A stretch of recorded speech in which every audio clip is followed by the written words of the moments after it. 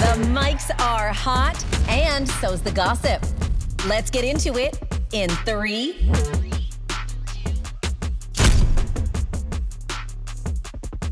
Welcome to In 3. I'm Danielle Graham. And I'm Callie. And you have a tan. I have a tan and you have a bang. I do have a longer layer. For those who can't see and can only hear, if you've been following along, you know that Danielle has been teasing and threatening, really, to cut a long fringe bang. Actually, Originally it was just a bang, and then we had to come to the boardroom table at the cottage a few weeks ago to let you know that what you didn't need was a bang, but what you needed was a long chin length fringe. Thank God we had that chat. Oh my God. I was going to cut like an up to, the corner of my eye bang. And it looks so good. Thank you. You're happy? I'm very happy. Yes, I am. This is the whole debut. If it was the short one, I would not be smiling. No, today. that would be a dark time. time. Right. But that's what good friends do. Yeah. We do. Yeah. Bad friends will tell you cut that short bang. No. Sabotage. Would never. I was in a panic, but it looks amazing. Thank you. Well done. I'm actually so proud of you. Very brave. I'm new. We know that Danielle does not make changes lightly. This is not something she does often. So this is a big moment. It's a moment. Thank you. It's a moment. So I just got back from West Palm. I can see I was the there West for the Palm weekend. on you. The West Palm plus a little Saint Tropez from last night. And I messaged you and I said, I have a new ick unlocked and I think we need to talk about it. Okay. This is one of my favorite subjects. We haven't talked about icks in far too long. It's true. And I do think it's the common denominator amongst everyone on planet Earth. It really is. We all is. have them. This is a huge disclaimer for my husband, James, who does listen to the pod. He is a very loyal listener and I love him so much. And true. James is like the nicest human on planet Earth. Like find a nicer guy. I dare you. I'll wait. He is the best. But sometimes his friendliness can sort of like edge on ick territory at times. At the airport, we were walking through security. I love you so much, Jimmy. I'm so sorry. We were walking through security, and you know how you have to go into the machine? The machine, security machine. The scanner. Okay. And he's done this a couple of times, and that's why I can call it an ick, because it's happened more than once. So he walks through the scanner. Okay. And then, I think in an attempt to be like friendly towards the security person who works there and to like break the ice and be like, I'm good, like I'm friendly. He looks at them and he does a little like jig. A shimmy? A little. A Jimmy shimmy? A Jimmy shimmy. Well, that's going to stick. I mean, this is the second or third time I've seen him do it. And God bless him. He's doing it to be sweet. Like, right? He's like, am I good? And he does No. He does a little butt wiggle. And they're like, you're good to go. And he's like, I think he gave a thumbs up. Better than the double guns. You're right. But like barely. I died. Never change, babe. I love you. You're perfect. But the Jimmy shimmy is now officially an ick. I can totally see it too. It's just like a little side shuffle wiggle. Yeah, and I know he means it like to be friendly. What a sweetheart. But yeah. But no. That's going in Did you call it out in that moment? No. You did just now? No, I just texted you. It's all I could do. Oh my God. So he's going to hear this today? Hearing about it. Oh. Should I warn him? Now I feel bad. No, he is the best man on planet Earth. Yes. So it's very hard to find an ick. Yes. I am barely icked by him. Right. It's actually abnormal. The lack of icks in our relationship. So there you go. Ick unlocked. Airport ick unlocked. But never stop, because I need to see the Jimmy shimmy now. I expect him to come in my house the next time he comes over with a shimmy. What a guy. Oh my God. What a guy. We had a great time. Some other people who had a great time at Cannes. Right. Still going on. It is. This is the longest festival of all time. The longest festival in history. I actually have learned so much about Cannes in the last few days that I didn't really know or care enough about to like look it up. Right. I didn't realize that Cannes was a place where obviously films go to premiere and debut, but they also go to be acquired. Yes. By studios. Yes. I did not realize that is that a part of TIFF? I don't know. I can't answer that actually. Yeah, I don't know. Like I don't know either. So I should know that, but I don't. Among the headlines, obviously, there's fashion. We should talk about that. There's also, talks of like who's going to get Oscar buzz and who's going to be nominated for the Palme d'Or or win that award. And then there's also acquisitions being had. And one of them was Jennifer Lawrence's movie, Die My Love, that got acquired for like $24 million.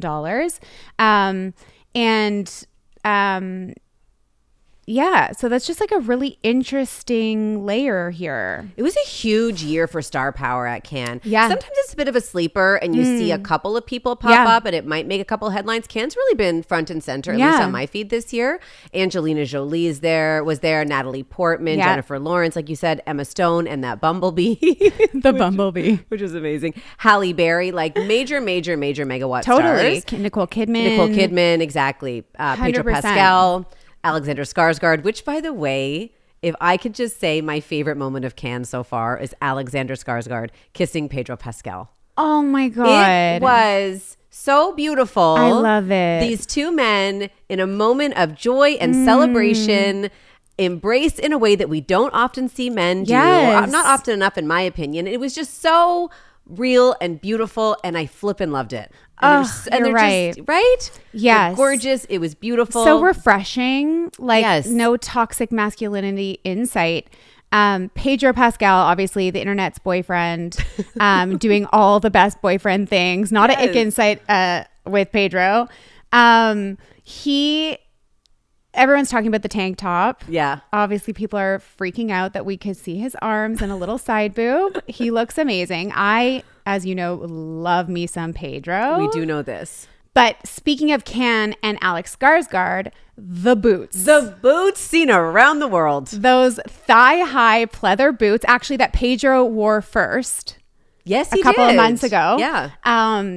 And then he goes on to wear those full sequin pants. Yeah. It was a Cannes mullet. It was business on the top, party on the bottom, which people are also talking about. Not necessarily my favorite look, but I love that the men are taking risks. So do I. Yeah. And also, it's hot there. Yeah. That would have been a very warm, very sweaty look. But I love that he committed to it. Yeah, he definitely committed. I love Alex Skarsgård. I find him very, very, very attractive. Oh. Very, very, very attractive. I feel like that's off brand for you. Very, very, very, very attractive. Okay, Tella, do you find him attractive? I can't tell. Just like so attractive. I didn't love the boots. You didn't love the boots. No, I didn't love the boots. Didn't I do it for just me. love, and in the vein of like him kissing Pedro and just not taking himself too seriously, because I actually, I think historically have found him to be a little serious. Maybe that's just the roles he's played, and we don't see him that playful. You're right. But he was very playful at Cannes, and I think that the fashion kind of goes hand in hand with that. And it stood out. Yeah, and speaking of taking risks, we talked last week about the rules that the Cannes administration put in place. They asked women not to wear voluminous dresses or dresses with trains or what they're called naked dresses. But we did see a few people breaking some of those rules. We did. We saw some. Thank God. I was so glad to see that. Yeah. We saw people say, because Halle Berry said, I'm going to stick to the rules. Yeah. I'm gonna pivot, change my looks. Right, because she's a juror. So I think it's maybe different for her. She couldn't. Good point.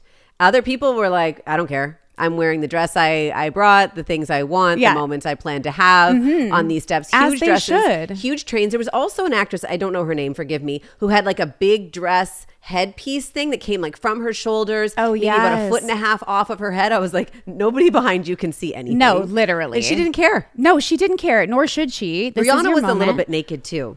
Rihanna and ASAP on the carpet together. He is starring in that Spike Lee movie, Highest to Lowest.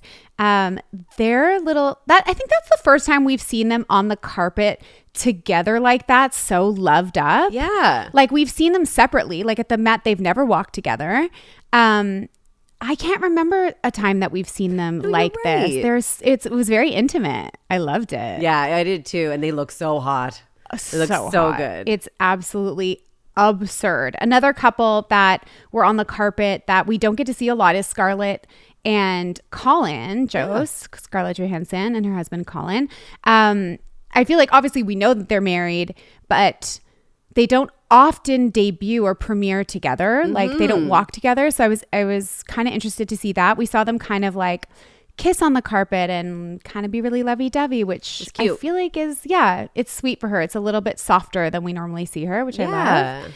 And we also did see a glimpse of Jennifer Lawrence and her husband, who are also very private, who we'll talk about later, but they also kissed on the carpet. Loved right up. My God, Jennifer Lawrence looks incredible. Well, yeah, especially so soon after baby. Wowza. And we will get to that. So let's actually do that. Let's line up the show. So do it. The first story, Taylor and Blake.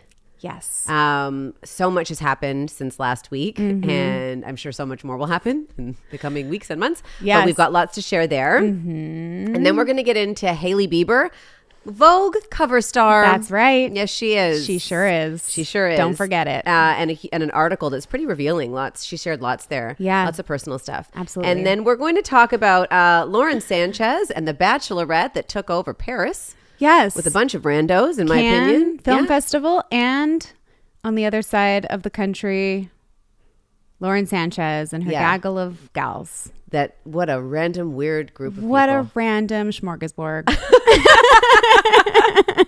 You really nailed it that time. Buffet. And then we'll wrap the show up because we have to talk about Jennifer Lawrence. Yeah, who is everywhere and doing all the things. Yeah. And I love her. And I missed her. Me too. Yeah. Good point. So nice to have her back. Okay, let's get into the Taylor and Blake and where we are today with the story. Right. I mean, that escalated quickly. It did. It really did. So last week we were surprised because Taylor had released a statement. We were like, whoa, that's wild. Taylor doesn't do that. Yeah. And then came, bam, the allegations that Taylor had allegedly been extorted or attempted to be extorted by Blake Lively. Right. Which was just like I can't tell you how shocked I was to see those headlines.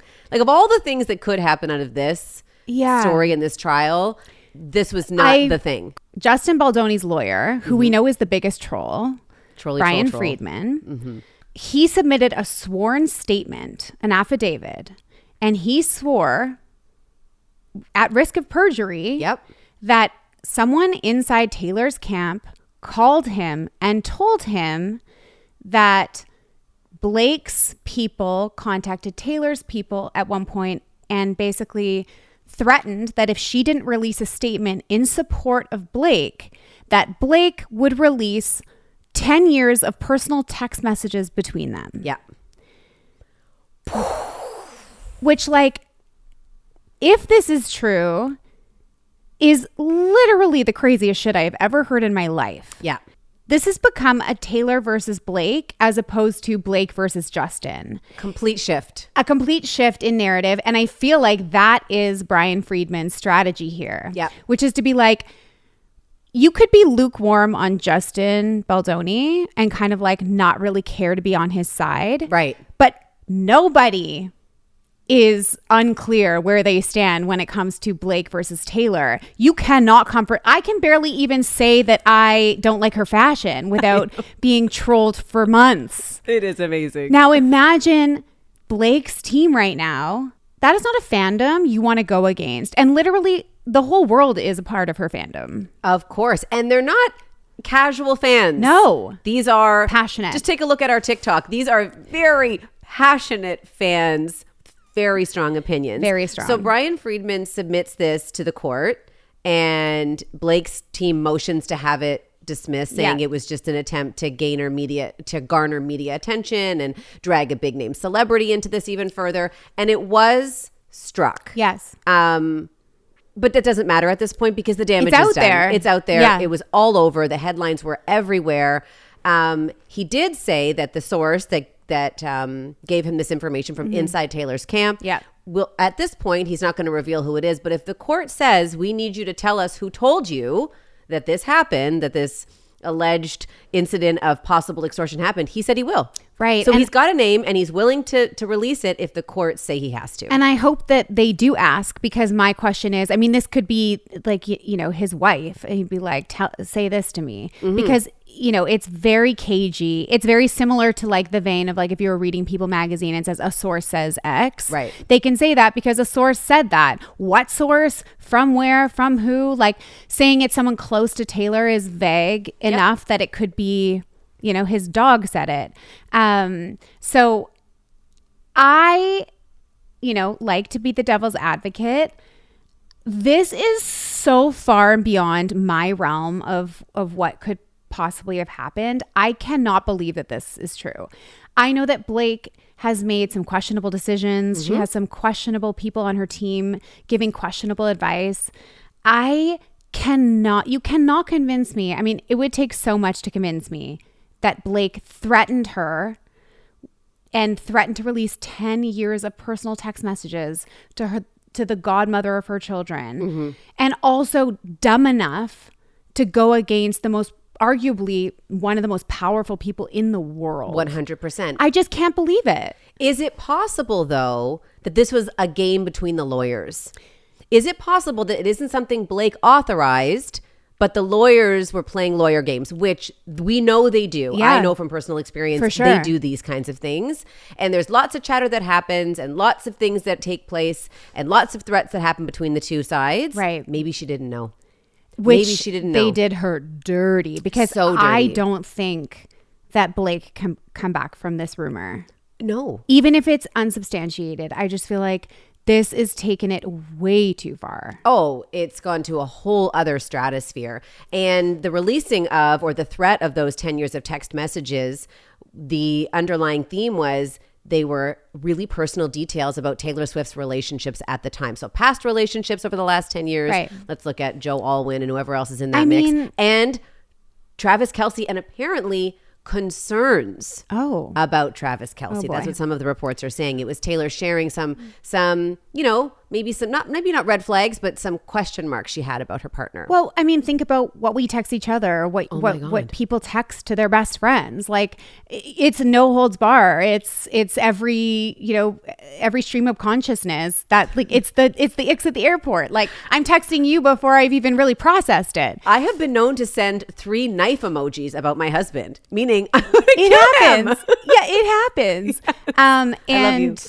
The other allegations from Friedman, Baldoni's lawyer, is that Blake also asked Taylor to delete messages between them. Yes. So people are speculating, what could those have said? Witness tampering, too. Witness tampering. I mean, a whole lot of illegal. Oh. The assumption is that Blake knew that Taylor was going to be subpoenaed and asked her to delete a bunch of text messages between them that could potentially incriminate Blake in some capacity. What could they have said? Well, I've seen some speculation online that the texts could have said something like, and this is just speculation, this is purely not based on anything, but just based on what we know about the story. What would she want to hide? It could be texts to her best friend about having feelings for Justin Baldoni on set. Right? It could be texts about, he's such an idiot and I'm going to take this whole movie from him and he can't do anything about it. I am this emoji right now. No, yes. I'm actually this emoji a little bit. Yeah, you want to look, but you're hiding behind your... No, it's bad. It's cringe. It could be... it could be texts about like, oh, we're going to make so much fun of him on Deadpool. And the list goes on. So people want to know what Blake and Taylor's texts look like as it relates to Blake. Yeah. But nobody wants Taylor's personal information to be divulged. So the thing is, if the texts are entered into evidence and Blake's texts from, let's call it September, look like this, and there's deleted messages, and Taylor's look like this, and they're all there, that's a huge problem. Right. Because if one deleted and the other didn't, and they don't line up. Yeah, now we're talking like criminal. It's so bad. It's really bad. It's like, it's unimaginably bad. And then on the heels of that, now people have gone way back into the archives and they're unearthing. Blake had a lifestyle brand for a quick minute. Yes, I think she was trying to do like the Gwyneth Goop thing. For a minute. It was her as ever. Right. right? Yes. She launched it in 2014, shuttered it in 2015. So it was a very short-lived project of elevated home goods and whatever. Yep. And now, because I guess everyone's just digging into They're everything. just saying all the things. 6 people have come forward who worked at Preserve at the time to talk about the irony of Blake claiming that the set of It Ends With Us was toxic and terrible because that's exactly the experience they had, allegedly, working at Preserve. So they said it was toxic. Yeah. It says a former staffer said the company was, quote, one of the most insane, toxic, emotionally draining and disorganized environments. They were left with the impression that she didn't care. They were also left to not have furniture at one point. They were like for months. they were locked out of the office. There's also rumors that her brother, who owned the property that they ran the office in, used that space for alcohol and drug use. Oh boy. There's also allegations that they offered settlements of $300,000 to anyone who threatened legal action. That's right. And allegedly, Leslie Sloan is responsible for all of this being buried. We never heard about any of this. No. This was all cleaned up, shut down, nothing to be heard from. I mean, she was better at her job then than she is now, because sure this is was. a whole mess. But it's painting it's coloring in more of the picture that Justin Baldoni's team is trying to paint of Blake. Yeah, it's like it sure there's another does. piece that shows she's, a and I monster. wonder if Brian Friedman is behind this. If he's the one that went to the staff and said, say your piece, now's your time. He is the trolliest troll of trolling. He's the trolliest troll. He is an award-winning troll. He really is. But he's very good at his job. Yeah. I mean, it's gross. It's all gross, but he has a job to do and he's doing it. Yeah. I think if he's lying or stretching the truth about this sort of extortion allegation, I think that is really indefensible on his part. I think Absolutely. that's taking things really low. But I can't imagine that this happened. But I don't know why I'm still defending this woman. Well, I love that you like to play that side of things, though, or you like to check those biases, because really the internet's telling us this happened. Right. She's terrible. This happened, Yeah. and it's important to assess. I think it and is. to look at things critically. And I think you're it's doing important that. to be like, hey, wait. How likely is this? How likely is it? I mean, maybe some of it is true. I think it's possible that she did go to her friend, or that someone went to Taylor's camp and said, hey, we could really use a statement from you right now. Mm-hmm. The part about I'm going to release 10 years of text messages, because no matter what is in those text messages, if Blake actually followed through on something like that, the world would rebel against her. We would be so protective of Taylor. So I just, in their minds, like, how did the strategy play out? Right. Let's say long game let's here? say they did do that. Right. Let's say we're going to fucking release them. Let's go.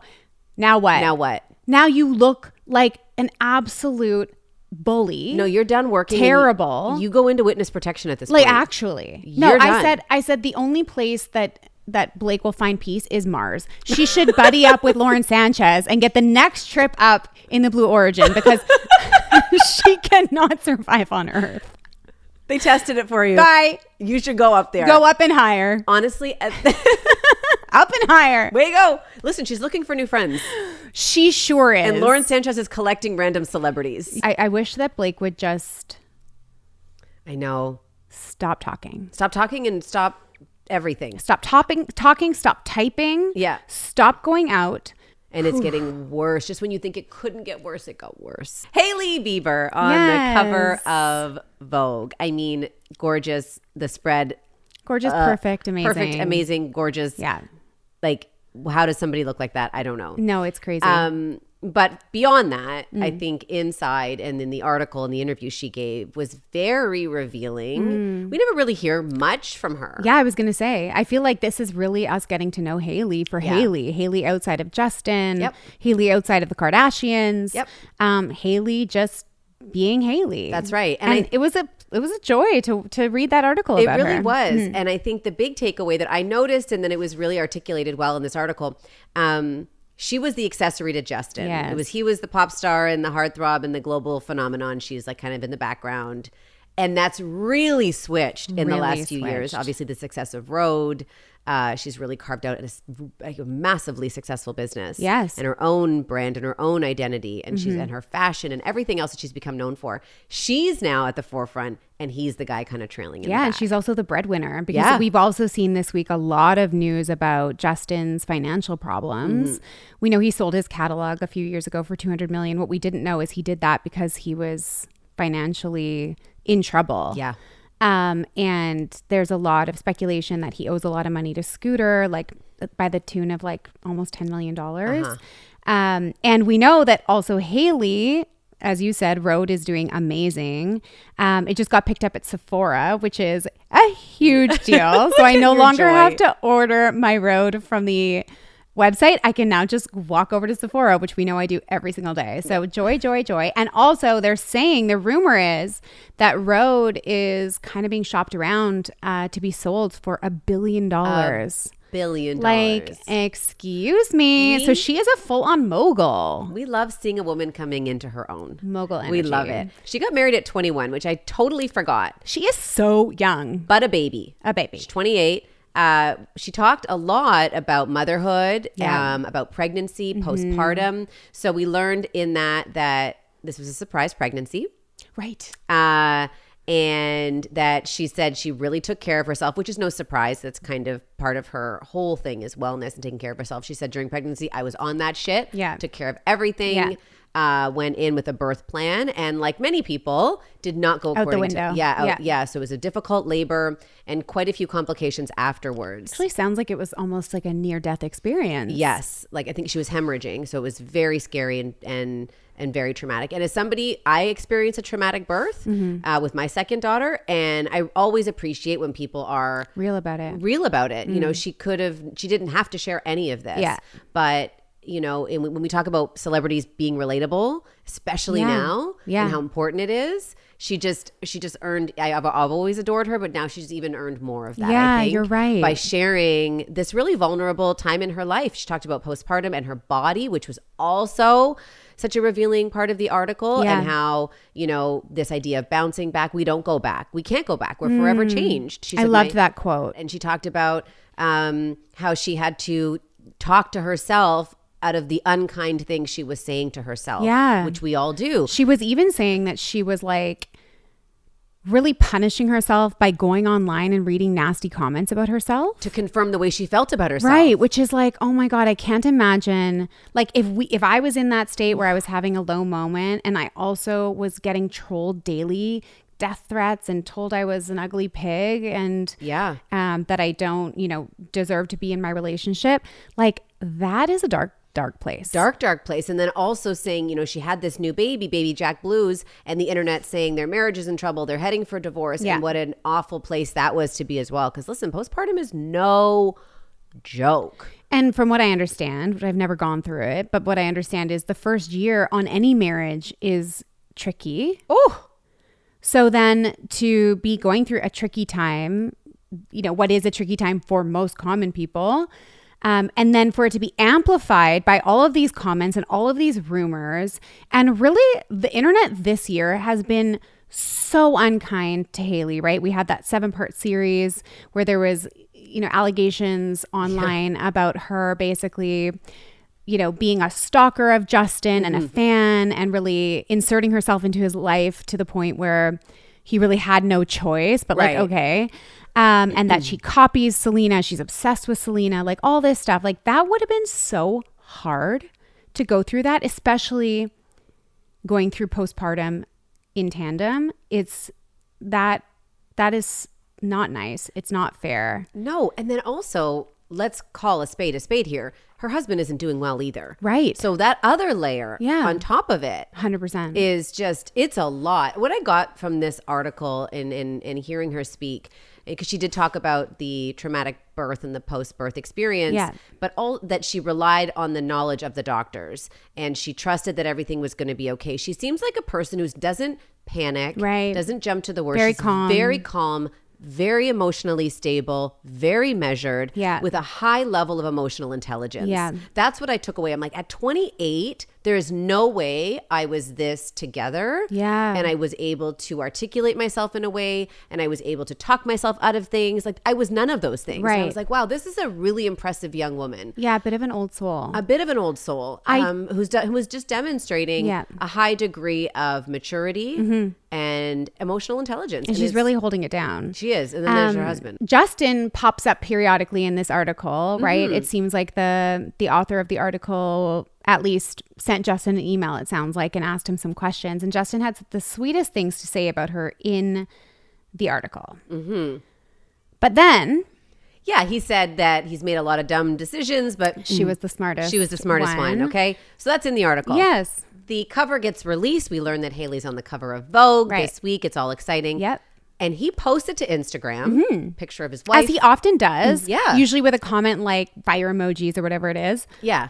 Love you, baby. Not whatever. this time. No, this time he posts the cover of Hailey on the cover of Vogue, which is a huge deal. And we're not talking like European Vogue. Right. American Vogue. American Vogue. Huge deal. This is like the pinnacle. Yeah. And he writes, yo, this reminds me when Hailey and I got into a huge fight. I told Hales that she would never be on the cover of Vogue. Yikes, I know, so mean. I felt so disrespected and I thought, I gotta get even. So baby, you already know, but forgive me for saying you wouldn't get a Vogue cover because clearly I was sadly mistaken. Yes, sadly, bro. Sadly mistaken. What in the actual were you thinking? What was this? This is not looking good. It doesn't. So we go from this measured, emotionally intelligent 28-year-old to whatever the hell this is. Right. Which is, I mean, that is a beyond cruel. Terrible. I can't imagine a scenario where you would say something so hurtful and so cruel. Can you imagine? To your partner. Imagine No. if Randall said something like, you'll never win a podcasting award, or you'll never win a media award. Like that is designed to hurt. That's all it's designed to do. Cut like a knife. Yes. And the fact that he's admitting it like this, first of all, what kind of rows are they getting into? Like, what kind of fights are they getting into the point where he's saying things like this? No kidding. And admittedly, it's sort of like a retaliation of something that she said that made him feel disrespected. Away, right? And then to put it out there for the world to see the cracks and truly... Like, I was for them being together. We've been very supportive, hoping they can figure out their stuff. This makes me feel like protect Hailey at all costs. I feel like she's going to outgrow this thing. I mean, it's happening. Her trajectory is, we're going here. I agree. And the valley is going to become so big. Yeah, it's a huge crater. Because you're right. In what world did he think this was the way to it? This was her big... so now you know this is a big moment for her. You know this is what she wanted. Yeah. You know that behind closed doors you had some terrible fight where you said this thing to her. Yeah. So you know that this is huge and you think this is the way to announce this, but then he goes and he deletes it. Yeah. He deletes the comment and then he makes some... or the caption rather, and he makes it just with some emojis, like you said, hearts and kissy faces or whatever. Because hopefully someone on his team said, "Bro, what are you doing? This doesn't look good on anyone, and you're embarrassing her in her biggest moment in her career." Massive moment, and then imagine how hurt she would have been and embarrassed. Yeah, the embarrassment for sure. From her, on a day where she should have been riding so high, He the does gut this. punch. Yeah. That would have hit her with. Yeah. Would have been devastating. Devastating. And then he goes on and makes another post last night. I didn't see it. Oh my gosh. He posts a photo of, I don't know, some like sea creature. It's like a pink sea animal of some kind, mammal. Just beeps. And said, on hard days like today, these rare little creatures give me some joy. This is not your hard day, bro. You created this hard day. This is you are the problem. You are the hard day. I saw a TikToker was like, the call's coming from inside the house. Get out. No, it's really bad. And like we talked about at the beginning of this conversation, she's just finally coming into her main character energy. Yes. And now he's inserting himself in there. And what does it do to the headlines? Now the headlines are no longer about Hailey, the cover star. Nope. Now the headlines are about Hailey and Justin, marriage in trouble. He told her she'd never get it. They get in big fights. And really, it's just taking all of her shine away, all of her shine. And I feel like this happens all the time. This happened at the Road event recently when he showed up looking so tweaky, whatever that was. And it really detracts from the work that she's doing, from the masterful way that she's crafting her career and stepping into her energy. And I can't defend this. And I just feel like, yeah, there was a time where I was like, I'm really rooting for these two. And now I'm not sure. I know. And I just ultimately feel really sad for her. I do too. On this huge momentous occasion to have the wind taken out of her sails in such a devastating way. 100%. I'm just really sad because she has worked really hard. She really has. All right, let's move on to Lauren Sanchez and this Bachelorette that was all over my feed. Because she's celebrated. Nobody in asked Paris. for this. Nobody asked for this. Literally. But I had to ask myself, so now we talk about Lauren Sanchez like we talk about anybody else, but who the hell is this woman? Right. I had to do a little research. Yes. And I'm going to upload everybody in case you don't know either, but you know her because she's marrying him and she's friends with those people. She wore a bustier to the inauguration. Like, basically. That's it. And she's marrying one of the richest men in the world. To be honest, I just thought, okay, that's what I know about her. You're marrying one of the richest men in the world and you love a bustier. I see you, girl. Yeah. See you. I see you. Props. I am you in that way, in the bustier way of things. So she was a news anchor and an entertainment reporter. So we also have that in common. Totally. So Same I love a person. bustier. Same. And a past career. Anyway. And then she started a aerial film production company, the only female owned one. And she's a pilot as well. So very impressive. So she's actually. kind of a badass. Kind of a badass. Yeah. She's a mom. She's got 3 kids, 2 previous marriages. And well, her previous marriage, might I add, was to the co-CEO of WME. Oh, I'm okay. pretty sure. Okay. Like a big talent agency. Huge talent agency. Yeah. So that's kind of the backstory on Lauren Sanchez. Now, So she has a type. Yeah. Which, good for her. She loves them for their personalities. Yes. So She was the host of So You Think You Can Dance the first season. no. Yes. That's the backstory. The today's story is she's getting married in June in Venice to Jeff Bezos, and the bachelorette party took place. Yes. And So all weekend were photographs of this gaggle of gals, including Eva Longoria, Katy Perry, Kim Kardashian, Kris Jenner. and her new face. And her new face. Whole ass face. Oh my God, I'm obsessed. Wow. I think she looks weird. I She mean, looks so weird. I loved her old face. I loved her old face. I like don't her? not love her new face. Okay. I mean, she looks 20, like, and she's 70. Right. So it's just that part is weird, but It is. it's good work if that's what you're looking for. It is good work. I'll give you that, but she looks odd. It is crazy. Yeah. They certainly did not try to have a low key time. They were doing all the highest key things possible, wearing all the highest key outfits. High vis the whole time. Just wearing the most ridiculous outfits. You know what this looked like to me? It looked like a bachelorette party where that's exactly what it is. Yeah. It's the outfits, the getting ready, and the going out. Yes. And there's no fun to be had. No, they're not actually having fun. They're just posing. No. And sitting. Yes. And probably not talking. No. While they're sitting together, they're looking at the photos that they just had taken. They're editing photos. That's exactly. Yes. And I've seen this before. Totally. I was in Nashville for a bachelorette last year. Our experience was the fun time, Yeah, but I yeah, saw people doing the pose, and then scroll. Yeah, you were the ones on the tables. We were the ones on the tables. Yeah. Yeah. This was a lamerette. Lamerette party. But also, to me, and I know that you can meet people later in life and become fast friends, and does, having more time as friends doesn't necessarily always indicate a close friendship.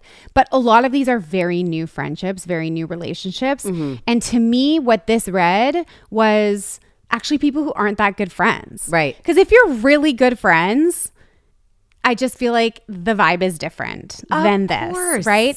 And so, from what I understand, Lauren Sanchez and Kim Kardashian became friends in 2023 after bidding on the same Balenciaga item at an auction. That's how all my friendships are born too. Totally. Yeah, that's how we met. I mean, it could happen, but it's just like it all feels very surface. And then obviously we know Katy Perry and Lauren went on the 11-minute space expedition together, which, like, I don't know. If I'm Lauren Sanchez, I don't want to be seen with Katy Perry. No. That girl like she's not having a great moment in the press right now. It's almost like Lauren Sanchez invited her before. Yeah, before everything. Before the tour was a disaster. She's kicked off her Vegas residency. She's an idiot in space. She's the most hated person on the internet. Yikes, I wish I could rescind. She's like, just kidding. And it's not one of those ones where you could be like, it's canceled and then get away with it. Like, because it's the most high key of all the keys. I would be like, hey, girl, no pressure. If you can't make it. Honestly, I know you're busy and like you probably have so many rehearsals. Looks like you need to rehearse a little more. Yeah, don't worry about it. It'll be fine. It's all good. It didn't look like this thing was any fun at all. It really didn't. It looked lame and like really nothing I want to be. And you're right. If it was like tight, old school friends, they wouldn't have done this. No. They have all the money they could possibly in the world. Imagine what we could hide out in the Maldives. Oh my God. You could be in Bora Bora. You could do anything. You could do anything. You could do it, or you could do some of these things, but do them a little bit more privately and you know, let loose.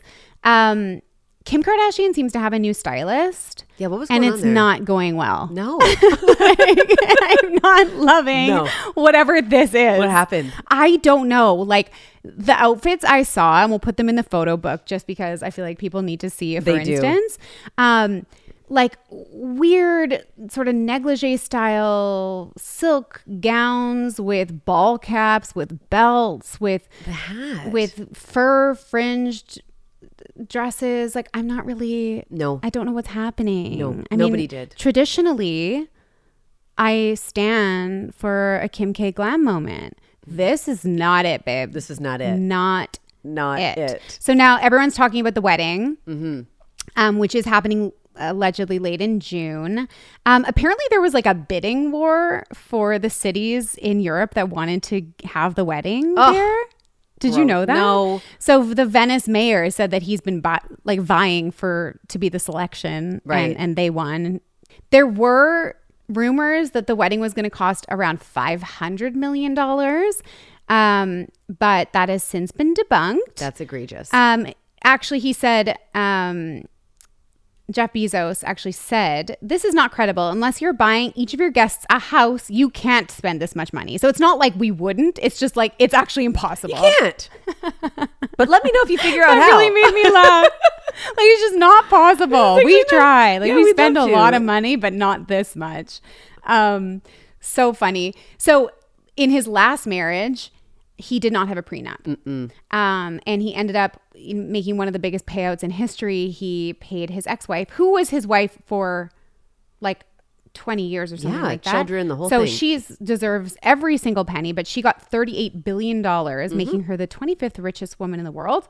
You go, girl. I'm assuming he's going to have a prenup on this one, but that man is in love, so you never know. Big time. I would think yes. Yeah. Let's learn our lessons and get the prenup. The wedding guest list. So now it's saying it's a modest wedding, 200 to 250 people, $10 million. $10 million only. So that's about 50. How reasonable? $10 million. It's about 50 grand a guest. Right. Not bad. Yeah. But the guest list apparently includes Oprah, Kim Kardashian, Gayle King, Leo DiCaprio. Now that man, if he gets on a mega yacht, he's supposed to be the environmentalist, and he loves a yacht in the south of France. He loves a yacht in the south of France. Even though he claims to care Never about the planet. met a yacht he didn't love. If Leo gets on a mega yacht, be prepared for some heat. Totally. Eva Longoria, Katy Perry, Gayle King, and my favorite attendee, Jewel. Yeah, that was so random. What is that? Jewel. How? I didn't have the time today. I would love to see her in that mix. Trust me that I will do a deep dive into how Jewel is connected to these people. Yeah, we need to see the map. I will create something. We need to see the whiteboard. I want to know. Get out the whiteboard. Also, people are wondering if the Trump family will be there. Apparently Ivanka's going to be there, and Jared. Ivanka for sure, but will Trumpiest Trump? Will the Donald be there? Oh God. I could see that being like more of a political thing if they invite him. But yeah, I mean, this is going to be a spectacle. It will. I actually can't wait. Cannot wait. I actually got thinking about all the other celebrity weddings that have taken place in Italy over the years. So of course, Kim and Kanye. Right. Huge Italian wedding. George Clooney and Amal got married in Italy. Emily Blunt and John Krasinski got married in Italy. Jessica Biel and Justin Timberlake. Salma Hayek and her mega rich husband. Tom Cruise and Katie Holmes. No. Oh, yes. Oh, my Yeah. God. That's right. Also got married in Italy. There you go. Yes, you're And right. They had a whole Courtney and Travis weeks Barker worth. is too. Yes. They were also in They Italy. did. So there you go. I know. Well, I wonder what the vibes are going to be like for this one other than just wealth. One theme, wealth. Well, that's it. I feel like we're dressed in theme to be invited to some of those events. we are. Yeah, We are. we're on a yacht in the south of Yeah, France. it's like it's giving coastal. It's giving the smaller of the yachts. We have like a 12-foot boat at the cottage, or maybe 20. I don't know what it is. Perfect. Yeah. What more could you need? Hardly a yacht, but it is called the Danielle Marie. Which, of course, you are the muse. Especially with that bang. Thanks, my love. Speaking of a great bang, Oh, yeah. Jennifer Lawrence, we have to talk about her. We have to talk about Jennifer Lawrence. That is a great bang. You have to admit it. She looks amazing. She looks incredible. And I know that, so we don't know exactly when her second baby was born, but we know it was around the 1st of April because that's when they announced it. Yep. So that brings us to about five or 6 weeks out. And I know that you went back to work. I did. Really quickly after Marigold to get on that Oscars carpet. Yeah, so that's essentially a similar timeline. I was 5 weeks postpartum and put on a gown to do a red carpet. Yeah. Not that I am Jennifer Lawrence. Well, but it's very relatable for you. Yeah, I told you I did. So you know what she's feeling. I did my dress fittings wearing a diaper. Right. Because that's what postpartum looks like for a lot of people. And the support garments under that dress did the Lord's work. Just the Lord, just the Lord and Savior spanks. Yeah, it was beyond a spank. It had it was grommets and boning. Oh, and, wow. Oh, it was working like overtime. major. God bless. I ordered it from Miami. It was major. Oh, a Miami undergarment. No. Anyway, they don't mess around. she's amazing. She's amazing. And this movie that she's promoting, Die My Love, is actually about postpartum. It's an intense drama about postpartum depression and motherhood. I guess it's a psychological thriller drama because I guess she goes into psychosis around postpartum. She stars with Robert Pattinson. So everyone's very excited about this Katniss Everdeen, Edward Cullen moment. And they are so playful on the carpet, but in their press conferences, a lot of the questions, understandably, because she's postpartum right now, and because the movie is about postpartum depression, both of the stars, Jennifer and Robert, are talking a lot about how their careers have changed and their approach to acting has changed since they've had children. Yeah. And I found it to be really, I mean, Jennifer is always the realist, but the intensity and the rawness of some of her answers in this press conference really blew me away. Same. When she said that but motherhood is brutal and incredible. And I was like, it is those things. Right. And talked about how her feelings are so raw. It's like a blister. Yeah, she did say right? that. And I was like, wow. And I was like, that's so visceral. Like I've never done it, but I so can put myself there. Yes. Yeah. And I really felt her when she said, when you have children, it affects every decision you make. And it literally affects every, and then I started to think about let's say the 20 decisions I had to make today before we started. Yeah. They all revolved around the kids. Right. All of them. And it does do that, and how it's changed her as an actor. And they both said how much it changed them as actors because they were able to tap into even feeling more different level of emotion and connection, and just again that like raw vulnerability that I think parents talk about. It puts you in a place where, like, from what I understand, you've never felt that level of love, of fear, of sadness, of just like every emotion is just taken to a level that you've never experienced before. So I imagine as an actor, that's of value. Yeah, I think it was either Robert or Jennifer that said, if you're an actor, I highly recommend having kids. Jennifer said that. Yeah. And Robert was in the impossible position of being asked about his postpartum experience. And he rightfully was like, I basically am just here to support Jennifer. Like, there's nothing that he can say that will relate to the pain and the sacrifice and all of the things that women have to endure. And he playfully, sort of referenced that, and I thought he handled it really well. Good. Well done, well done. Exactly. Yeah, he's not taking any of the credit. No. Which is great. Well, it's also like I have a bit of a thing where when men say we're pregnant, no, we're not. No, we're pregnant. Actually not. I'm lugging around a human. I'm altering my body. Yes, I'm you'll have sick. a baby I'm in tired. 9 months. I already have one, and it's in my body. But we are not pregnant. This is not a we. This is a literal me. Yes.